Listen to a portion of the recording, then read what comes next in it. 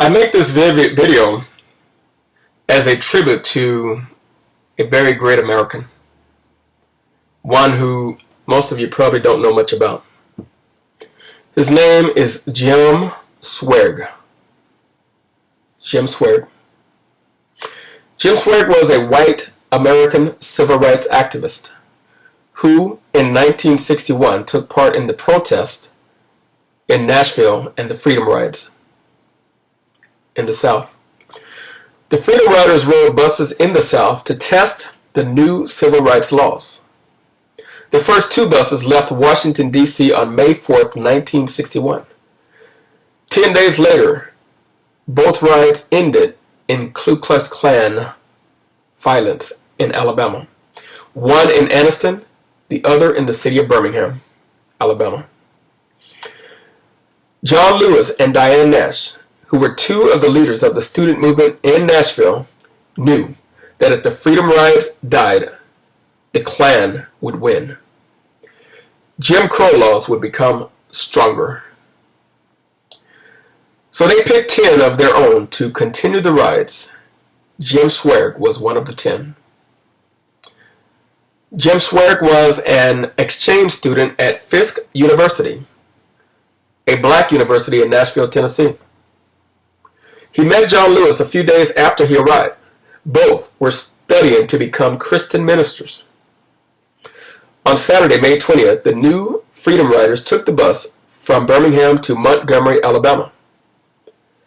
8,000 whites came out to greet the bus at Montgomery. I'm going to read a quote from the words of Jim Zwerg himself. And I quote, "You could see baseball bats. You could see ropes. You could see pieces of chain. You knew why they were there. And you knew it was a very soon going to happen. At that moment, I bowed my head and I prayed.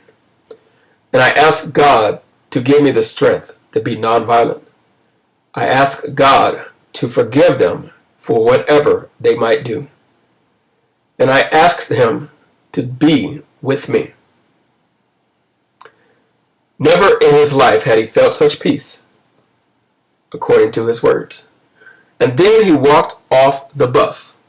He was the first one off the bus. And the townspeople cried, 'Get the nigger lover!' They knocked him down. They kicked him in the back. They stepped on his face. He blacked out. They continued hitting him in the face and kicking his body on the ground. Women hit him with their handbags. The whites hated him more than they did the blacks. Their beating of Jim Zwerg gave many of the black Freedom Riders an opportunity to escape. And they did. As it turns out, most of the whites were Klan members. This is 1,000 versus about 20. How cowardly can you get? The police had made a deal with the Klan members to wait 10 minutes before stepping in. As it was, even with that deal, it took tear gas to stop the violence. Jim Zwerg lay knocked out and wounded at the bus station for 2 hours. No white ambulance would take him to the hospital. At last, the police finally drove him to the hospital and got him help. Half of his teeth were broken. So was his thumb and his nose. The worst thing of all was that 3 bones in his back were cracked, and he would have back pain for the rest of his life. Jim Zwerg made the news.